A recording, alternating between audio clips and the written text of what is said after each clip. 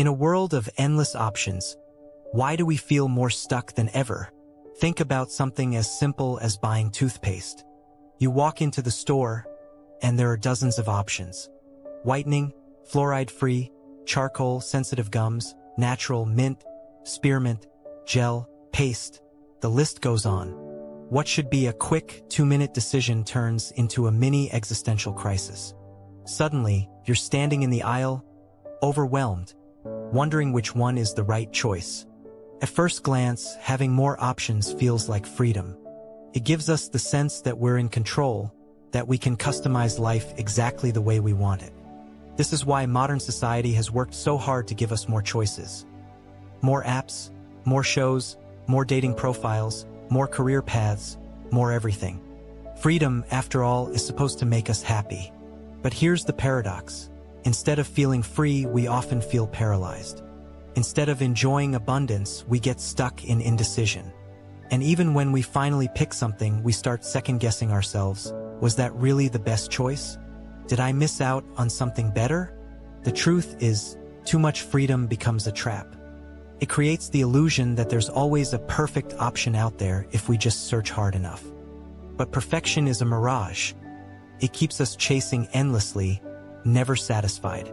Psychologists call this the paradox of choice.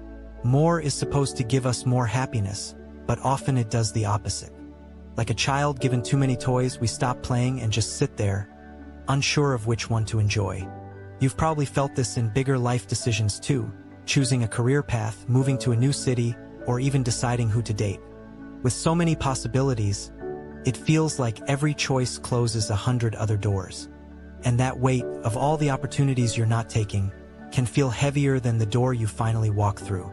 So while society tells us that freedom equals options, the truth is more nuanced.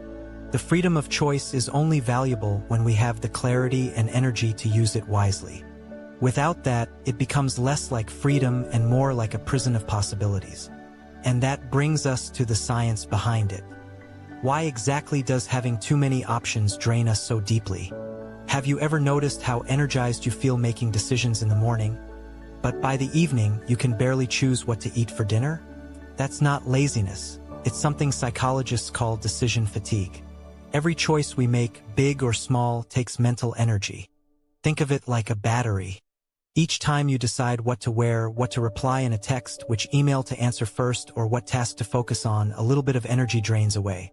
By the end of the day, after hundreds of micro-decisions, the battery is low.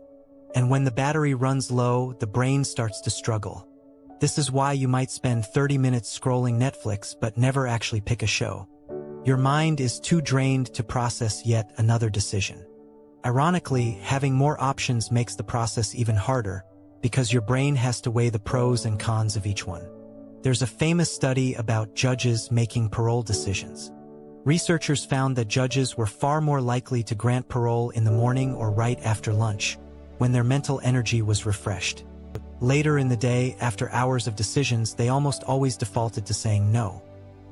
Not because they were harsher judges, but because they were mentally exhausted. It was easier to choose the safe, familiar option. We all do the same thing. When decision fatigue hits, we default to habits, shortcuts, or sometimes complete avoidance. That's why people often abandon shopping carts online, procrastinate on important choices, or mindlessly scroll on their phones. It's the path of least resistance when the brain is tired. Now add modern life into the mix. We're constantly bombarded with options. Hundreds of messages, endless notifications, thousands of products, infinite content. No wonder so many of us feel burnt out before the day is even over. It's not just work that's draining us. It's the sheer weight of too many choices. Here's the catch.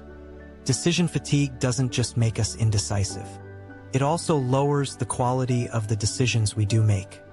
By the time we get to important choices, like how to spend time with family, how to manage money, or how to care for our health, we're often running on fumes.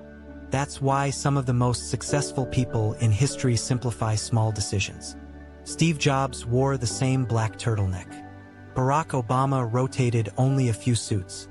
They understood that by reducing trivial choices, they could save mental energy for what really mattered. So, If more options drain us, what happens after we finally make a choice? Shouldn't we feel relief? Not always. In fact, with more options comes a heavier shadow, regret. Imagine you're shopping for a new phone. You research for days, maybe weeks, comparing models, features, prices, reviews. Finally, you buy one. First, you're happy. But then a doubt creeps in. What if the other model had a better camera? Maybe I should have waited for the newer version. Did I waste money by not choosing the cheaper one? This is the hidden curse of choice, regret. The more options we have, the easier it is to imagine the what-ifs. With only 2 options, the mind compares less. But with 20, your imagination goes wild, creating dozens of alternate realities where you might have made a better choice. Each possibility makes the choice you did make feel a little less satisfying. Psychologists call this opportunity cost, the sense of loss from the options you didn't choose. The more options available, the higher the potential cost, and the more regret we feel. It's like standing in a room with 100 doors, and even after walking through one, you can't stop staring back at the 99 others. There's also something called maximization. Some people are maximizers. They want the absolute best choice, the perfect outcome. Others are satisficers. They're okay with good enough. In a world with endless options, maximizers struggle deeply. Even when they find something great, they wonder if something better was left behind. Think about relationships in the age of dating apps. You might meet someone wonderful, yet in the back of your mind, there's the endless scroll of what-ifs. Could there be someone funnier, smarter, more attractive, more compatible? Ironically, this mindset prevents us from fully appreciating the person in front of us. Regret also grows because modern life constantly reminds us of alternatives. Social media shows us what others chose, what they bought, where they traveled, who they're with. Comparison fuels the sense that maybe we chose wrong. And so happiness, instead of being about enjoying what we have, becomes about regretting what we don't. But here's the thing. Ancient thinkers noticed this long before psychology gave it a name. Thousands of years ago, philosophers already warned us about the burden of endless desire and the trap of too many choices. So how did they deal with it? They had a surprisingly simple answer: embrace simplicity. Long before supermarkets, smartphones, and streaming platforms, philosophers were already wrestling with the problem of desire. The world may not have offered millions of products, but human nature was the same, always reaching, always wanting more. And the wise noticed, more rarely meant better. Take the Stoics, for example. Marcus Aurelius, the Roman emperor, lived surrounded by wealth and luxury. Yet in his private writings, he often reminded himself that peace comes not from adding things, but from learning to need less.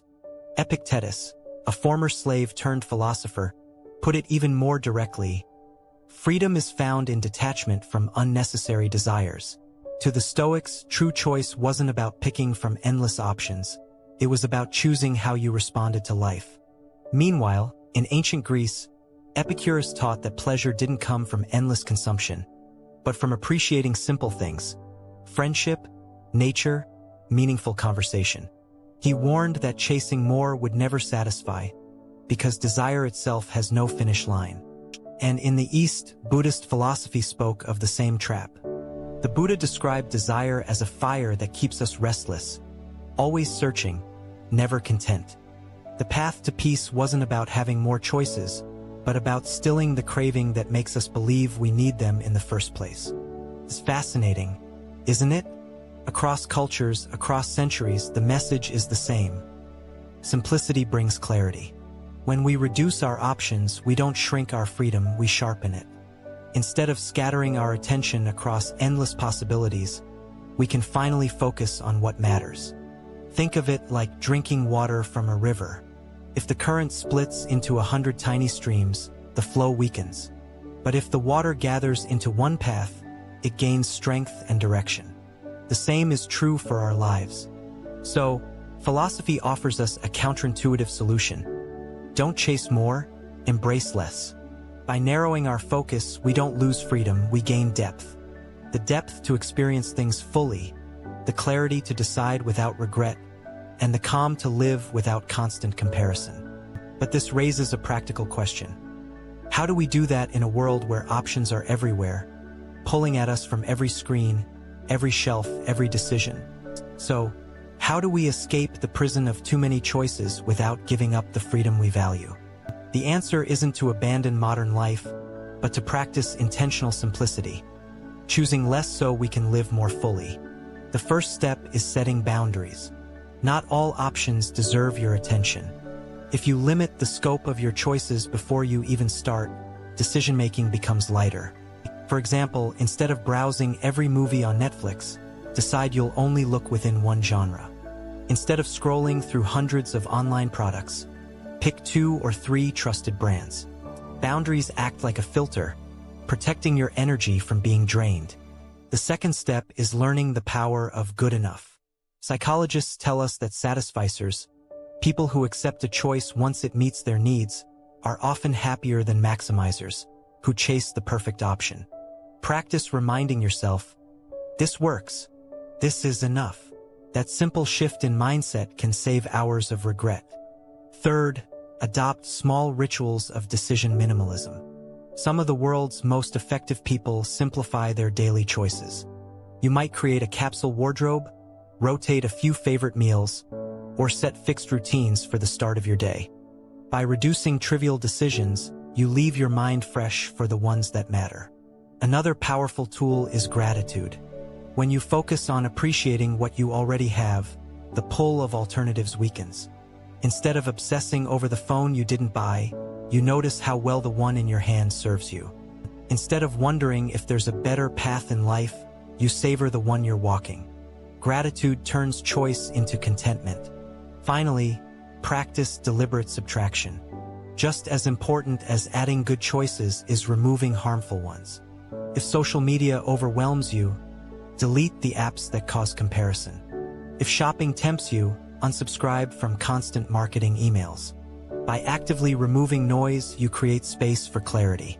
Choosing less doesn't mean living with less joy. It means living with more presence. When you're not stuck in endless what-ifs, you can fully experience what's right in front of you. Relationships, work, hobbies, or simple quiet moments. So next time you're faced with 100 options, remember this: freedom isn't the ability to have everything. True freedom is the ability to focus on what matters most and let the rest go.